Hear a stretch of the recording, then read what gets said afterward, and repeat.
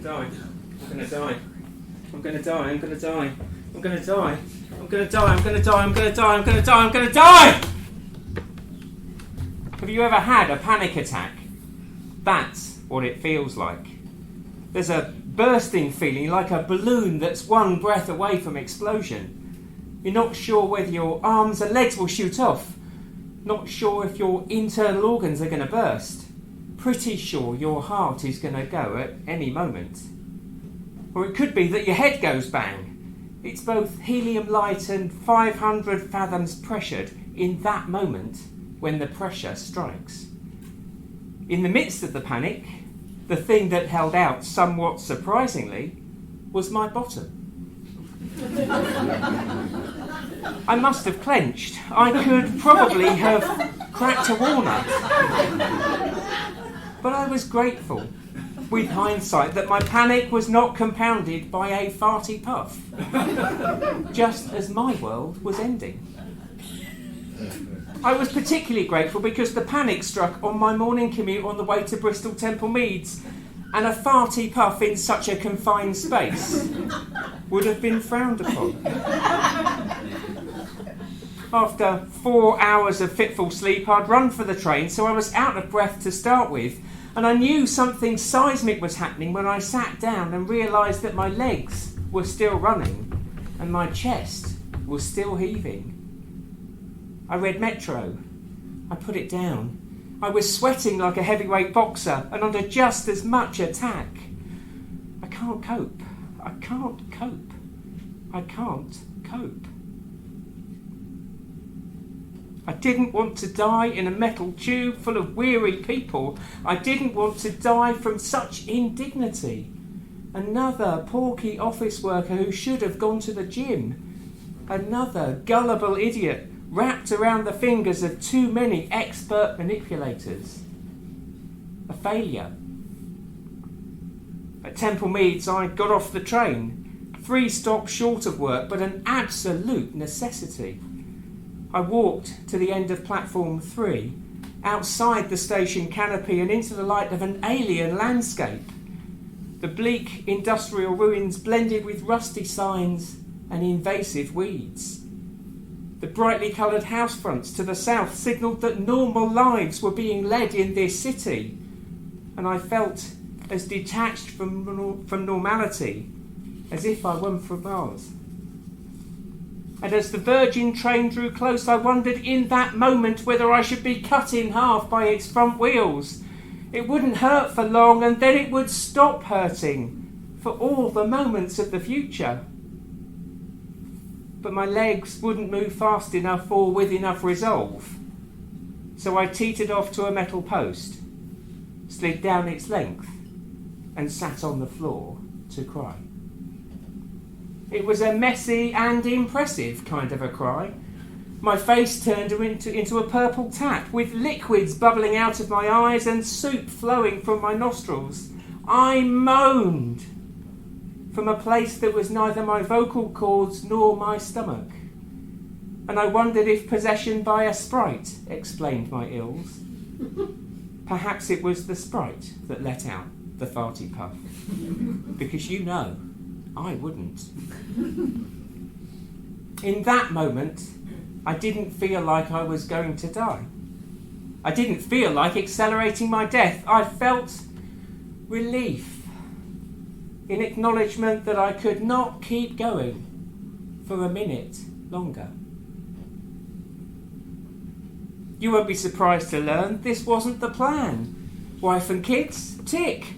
Career? Tick. Rugby season ticket and a few good friends? Double tick.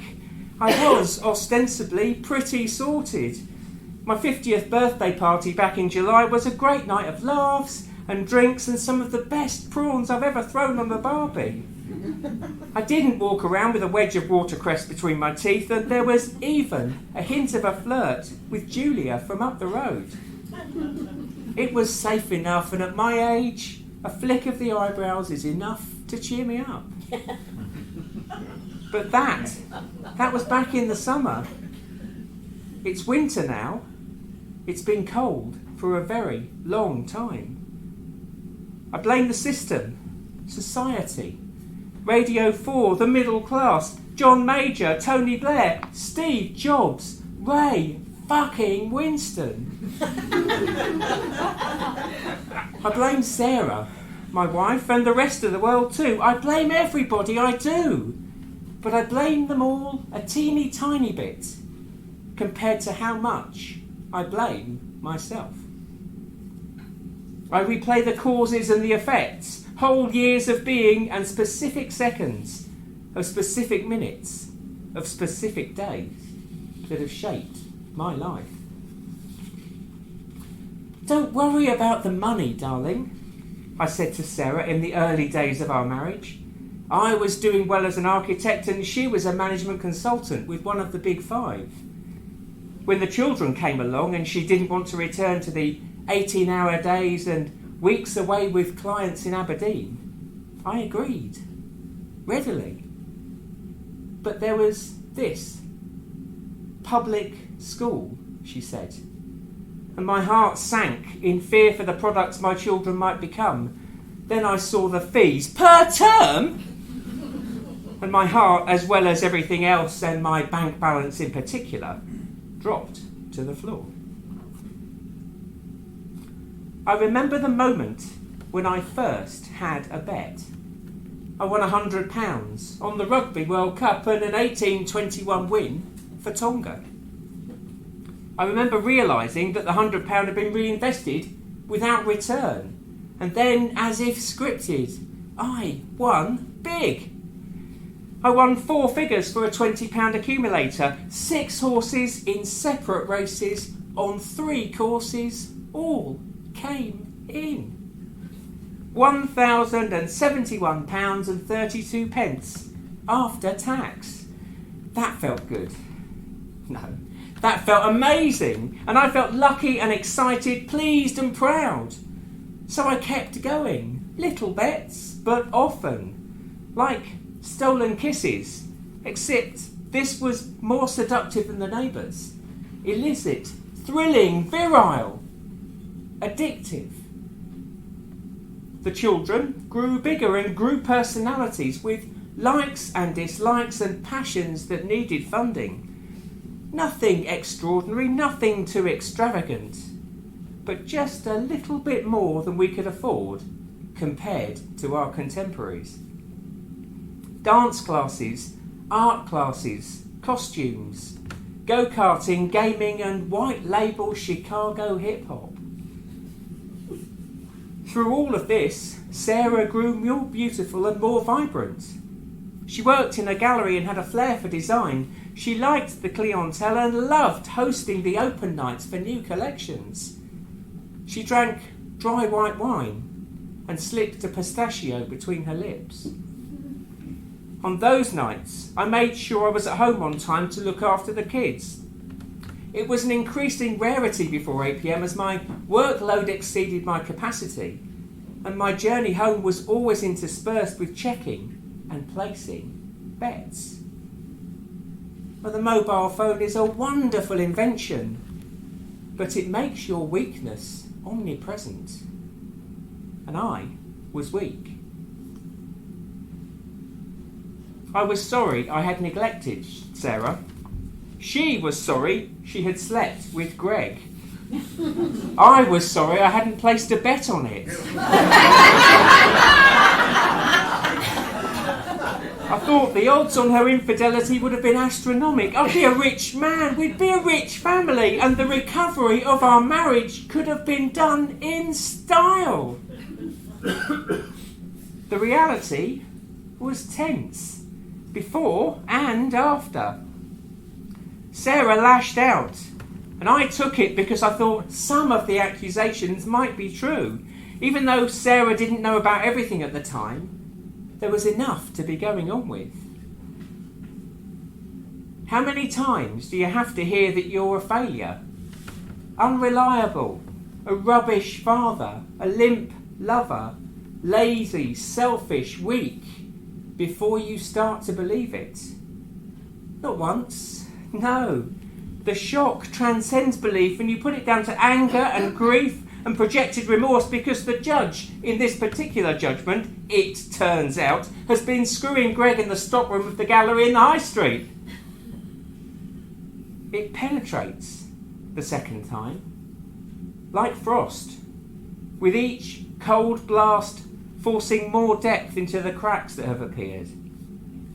And before I'd used up all the counting fingers on one hand, and all the time since, I believed every word. All those accusations, I knew them to be true.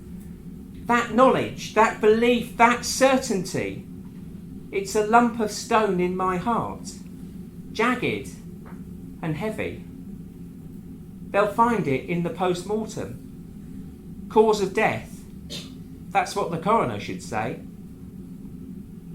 And to navigate my path between the first colossal row and today, I needed a strategy. Not exactly coping, but an outlet. A release valve.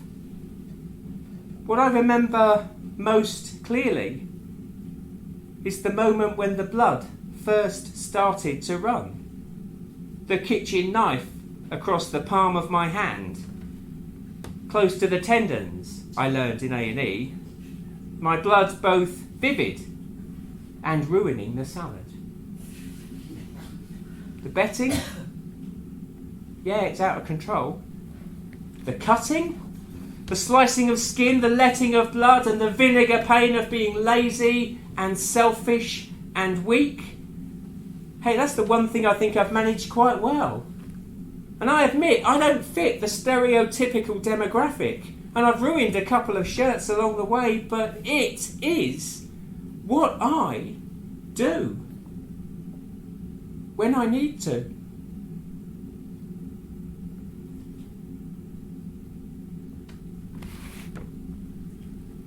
It's a nice walk from Temple Meads to Clifton. It was a nice coffee and a light and airy croissant in the cafe on Park Street. It was a nice hour sitting on the bench by the observatory, just thinking. It felt good to throw my phone into the gorge, the one with all the betting apps, the missed calls from bookmakers and debt agencies, the emails one could interpret as final demands. There's a policewoman with me, within earshot, but not too close. She's trying to talk me out of my next step, the one that will take me off the bridge and away from it all. She's concerned at the red liquid seeping into the sleeve of my jacket. But I told her it's nothing to worry about. I won't do it again. And I'm more grateful than she could know to have figured it out. The pressure and the panic has left me now, because the one thing I did right, every month, in all the years of a lazy, selfish and weak existence, is keep up the life insurance. I never gambled with that, and I think its moment has come.